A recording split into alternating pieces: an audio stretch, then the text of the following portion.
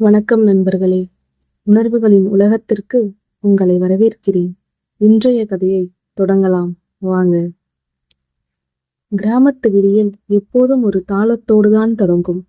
அதிகாலை பனியில் நனைந்த புற்கள், தூரத்தில் கேட்கும் கோயில் மணி சத்தம், மேய்ச்சலுக்கு கிளம்பும் மாடுகளின் கழுத்து மணி ஓசை, இதுதான் அந்த கிராமத்தின் காலை. ஆனால் அன்றைய விடியல் கார்த்திக்கு மட்டும் ஏனோ ஒரு நெருடலோடு பிறந்தது. வானம் மேகமூட்டமாக இருந்தது. மழை வருமா என்று பார்த்தால் மழை வரும் அறிகுறி இல்லை. ஆனால் காற்றில் ஒரு புயலுக்கு முந்தைய அமைதி மட்டும் குடிகொண்டிருந்தது.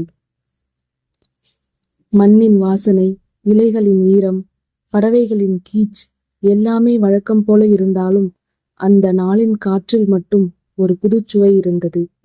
காவியாவின் வீட்டு வாசலில் அந்த மாற்றம் முதலில் தெரிந்தது. மண்ணோடு பழகிய அந்த வீட்டின் முன் ஒரு மின்னும் கார் நகரத்தின் சுவையை தூக்கி கொண்டு வந்து நின்றது. அதன் பளபளப்பு அந்த அழுக்கு படிந்த கிராமச் சாலைக்கே ஒரு புது வெளிச்சத்தை தந்தது. காரிலிருந்து இறங்கியவனை பார்த்தால் ஏதோ ஒரு சினிமா ஷூட்டிங் ஸ்பாட்டிற்குள் புகுந்தது போல இருந்தது. அவன்தான் சஞ்சய், காவியாவின் அத்தை மகன். சென்னையில் பிறந்து வளர்ந்தவன்.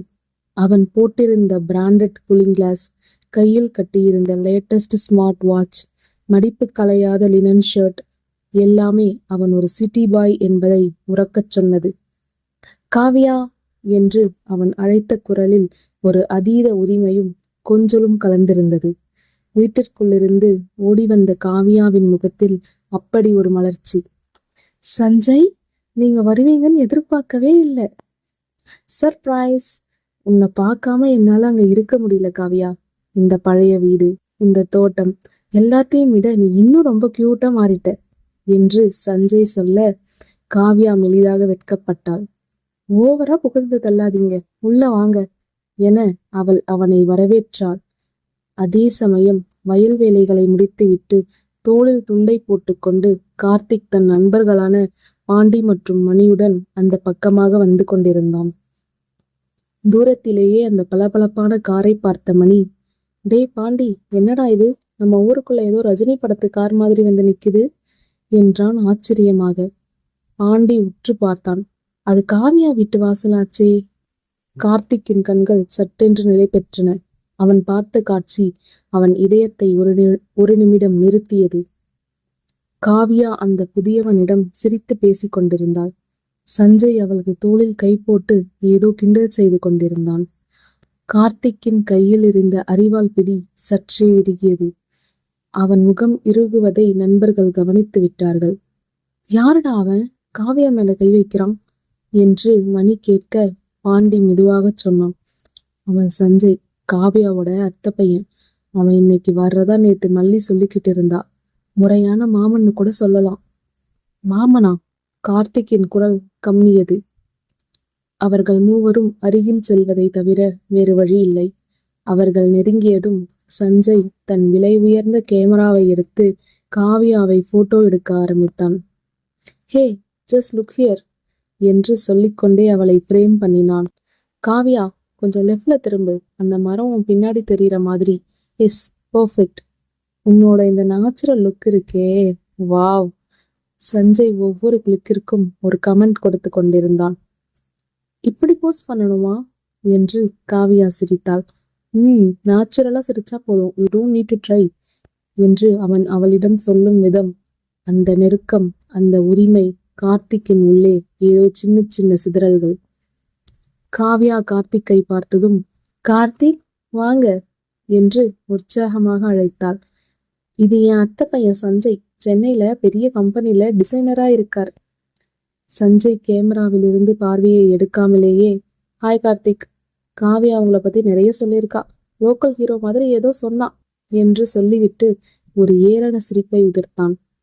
கார்த்திக் சுருக்கமாக, அப்படியா, சந்தோஷம் என்றான்.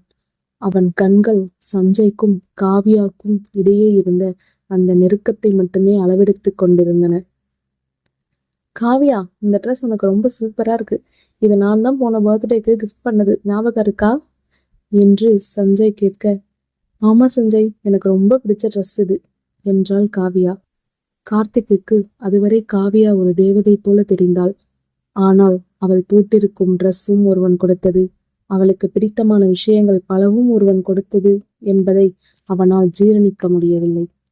அவர்கள் அங்கிருந்து நகர்ந்து டீ கடைக்கு வந்தார்கள். கார்த்திக் அமைதியாக ஒரு ஓரத்தில் அமர, பாண்டியும் மணியும் அவனை வம்பு இழுக்கத் தொடங்கினார்கள். மணி, டே பாண்டி, அந்த சஞ்சய் என்னமோ லோக்கல் ஹீரோன்னு கார்த்தியை சொன்னானே, அதுல ஏதோ ஒரு நக்கல் தெரிஞ்சுதே, கவனிச்சியா? பாண்டி, ஆமாண்டா, அவன் பார்க்கறதுக்கே ஷைனிங்கா இருக்கான். கார்த்தி, நீ என்னடானா வேர்வையில நனைஞ்சு மண்ணோட இருக்க. உனக்கு அவன் சரியான டஃப் காம்படிஷன் கொடுப்பான் போலயே. மணி, கார்த்தி, அந்த ஆளு கேமராவில் அவளை போட்டோ எடுக்கிற சாக்குல கிட்ட வர ஸ்டைலே சரியில்லடா. பாவம், என் நம்ப சைலண்ட் மோட்ல போயிட்டான். கார்த்திக், டேய் சும்மா இருங்கடா, அவன் அவளோட சொந்தக்காரன். நான் யாரு, சும்மா பழகுற ஒருத்தன். அவனுக்கு இருக்கிற உரிமை எனக்கு கிடையாது. பாண்டி, அடடே, இதுல இவ்ளோ வலியா? கார்த்தி, உன் முகத்துல புயல் வச்சிருக்கேன் 4ஆம் எண் பூண்டு ஏத்துன மாதிரி இருக்கு. சஞ்சய் வந்ததும் நம்ம ஹீரோ வெஞ்சை ஆயிட்டான். கார்த்திக் அவர்களை முறைத்தான். ஆனால் அவனுக்கே தெரியும் அவனுக்குள் ஒரு எரிமலை கும்பிக் கொண்டிருக்கிறது என்று. மாலையில் மீண்டும் ஒரு காட்சி. கிராமத்து ஏரிக்கரையில் சூரியன் மறைய தயாராக இருந்தது. சஞ்சய் காவியாவை அழைத்து கொண்டு அங்கே வந்திருந்தான். சஞ்சய் கையில் ஒரு ஐஸ்கிரீம் கப்புடன் இருந்தான். காவ்யா, இது Belgium chocolate flavour, city style, try பண்ணி பாரு. காவ்யா அதை வாங்கி ருசித்து கொண்டிருக்க அந்த வழியாக கார்த்திக் வந்தான். கார்த்திக், நீங்களும் வாங்கல, ஐஸ்கிரீம் வேணுமா என்று காவ்யா கேட்டாள். சஞ்சய் இடையில் புகுந்து, காவ்யா, அவருக்கு இதெல்லாம் செட் ஆகாது. அவங்களுக்கெல்லாம் இந்த கருப்பட்டி காஃபி, இஞ்சி டீ அதுதானே பிடிக்கும். நீ ஏன் அவரை கஷ்டப்படுத்துற என்று நக்கலாக சொன்னான். கார்த்திக் நின்றான்.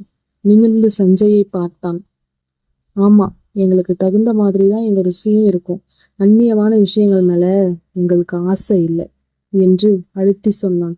அந்த பேச்சில் இருந்த வேகம் காவ்யாவை சுட்டது. கார்த்திக், உங்களுக்கு என்னாச்சு? ஏன் ஒரு மாதிரியா பேசுறீங்க என்று அவள் மெல்லிய குரலில் கேட்டாள். எனக்கு ஒன்றும் இல்லை காவ்யா, நான் என் வழிக்கு வரேன். நீ உன் அத்தை பையன் கூட சந்தோஷமா நேரத்தை செலவு பண்ணு என்று சொல்லிவிட்டு விறுவிறுவென நடக்கத் தொடங்கினான். பின்னால் மணி கத்தினான். டேய் கார்த்திக், நில்லுடா. கார்த்திக் சென்ற திசையே பார்த்து கொண்டிருந்தாள் காவ்யா. அவளுக்கு புரிய ஆரம்பித்தது. இதுவரை அமைதியாக மழையாக பொழிந்த கார்த்திக்கின் காதலில் இன்று பொறாமை என்னும் மின்னல் கீற்றுகள் தெரிகின்றன. சஞ்சய் எவ்வளவோ மொக்கை ஜோக் சொல்லியும் காவ்யாவின் மனம் அங்கே இல்லை. அவள் எண்ணமெல்லாம் நாங்க கருப்பட்டி காப்பி குடிக்கிறவங்க என்று சொன்ன கார்த்திக்கின் அந்த உடைந்து போன குரலிலேயே இருந்தது. சஞ்சய், காவ்யா, என்ன யோசிக்கிற? அந்த கிராமத்து பையன் ஏதோ சொன்னாலும் வருத்தப்படுறியா? விடு, அவங்களுக்கெல்லாம் நம்ம லைஃப் ஸ்டைல் புரியாது. காவ்யா மெதுவாக சொன்னாள். இல்ல சஞ்சய், அவங்க லைஃப் ஸ்டைல் தான் எங்களுக்கு அழகு. உங்களுக்கு இது ஜஸ்ட் ஒரு பிளேஸ் தான், ஆனா எங்களுக்கு இது லைஃப். அந்த நாள் இரவு நெருங்கியது. கார்த்திக் தன் வீட்டின் மொட்டை மாடியில் படுத்திருந்தான். தூக்கம் வரவில்லை. அவன் அவளை தொட்டு பேசுகிறான், அவளுக்காக சிரித்து பேசுகிறான், அவள் கையை பிடித்து அழைத்து செல்கிறான். இவை எதையும் என்னால் செய்ய முடியவில்லையே. கார்த்திக்கின் மனதில் 1000 கேள்விகள். காவ்யாக்கு தன் மீது காதல் இருக்கிறதா? அல்லது சஞ்சய் போன்ற ஒரு படிச்ச பணக்கார பையன் வந்ததும் அவள் மாறிவிடுவாளா? மழை மலர்த்திய அந்த காதலில் இன்று ஒரு பெரும் மேகம் வந்து கவிழ்ந்து விட்டது. அந்த மேகம் மழையாக கொட்டி மனதை நனைக்குமா, அல்லது இடியாக விழுந்து காதலை சிதைக்குமா? கார்த்திக்கின் இதய துடிப்பு அந்த மௌனமான இரவில் சத்தமாக தெரிந்தது. மண்ணின் வாசம் மாறாதவனுக்கு இன்று மனித வாசம் கசக்கிறதே. விலை உயர்ந்த கேமராவில் அவள் அழகை அளக்கிறான் அவன். விலை மதிக்க முடியாத அன்பால் அவளை உயிரில் வடித்தவன் இவன். பெல்ஜியம் சாக்லேட் இனிப்பில் அவள் மனம் கரைந்து போகுமோ? கருப்பட்டி காப்பி மனத்தில் கலந்த காதல் மறந்து போகுமோ? உரிமை உள்ள மாமனா, உயிரை வைக்கும் நண்பனா? கார்த்திக்கின் மௌனத்தில் ஒரு கார்மேக மின்னல், காவ்யாவின் புன்னகையில் ஒரு காதல் இக்கடல். நிழல் தேடிய பயணத்தில் நிஜம் தொலைந்து போகுமா? இந்த ஸ்டோரியோட கண்டினியூவேஷனை தெரிஞ்சுக்க நம்ம சேனலை சப்ஸ்கிரைப் பண்ணிக்கோங்க. நன்றி.